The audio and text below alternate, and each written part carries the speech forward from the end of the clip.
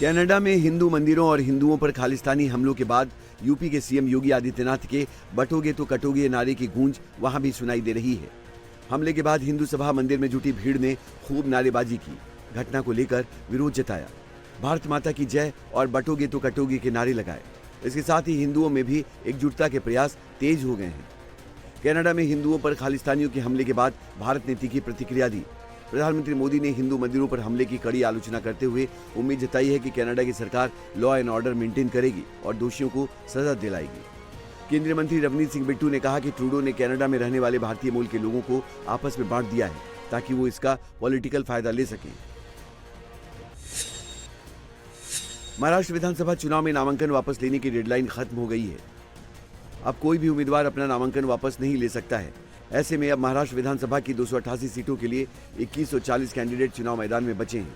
आखिरी वक्त में महाविकास अघाड़ी और महायुति के 45 बागी उम्मीदवारों ने नाम वापस ले लिया, लेकिन महायुति में अब भी ऐसी 8 सीटें हैं जहां अजित पवार की पार्टी के उम्मीदवारों के सामने बीजेपी या शिवसेना के उम्मीदवार चुनाव लड़ रहे हैं।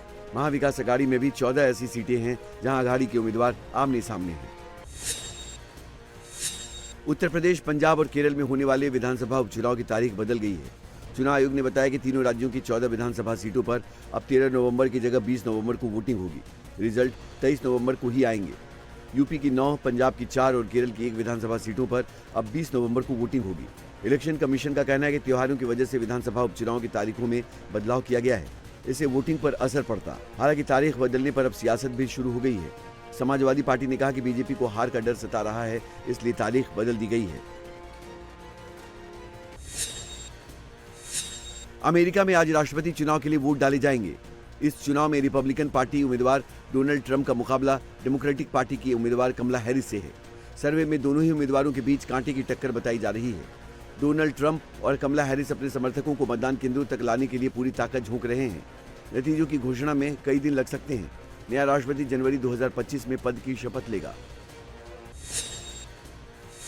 प्रसिद्ध लोक गायिका शारदा सिन्हा की तबीयत बिगड़ गई है और उन्हें वेंटिलेटर पर रखा गया है, जहां उनकी हालत चिंताजनक बनी हुई है। बोन मैरो कैंसर से जूझ रही शारदा सिन्हा पिछले 2 हफ्ते से दिल्ली के एम्स में एडमिट हैं। फिलहाल शारदा सिन्हा को डॉक्टर्स की निगरानी में रखा गया है। शारदा सिन्हा के बेटे अंशुमान सिन्हा ने वीडियो मैसेज जारी करके अपनी मां की हेल्थ का अपडेट दिया है। अंशुमान सिन्हा ने कहा कि मेरी मां के लिए छठ मैया से प्रार्थना कीजिए।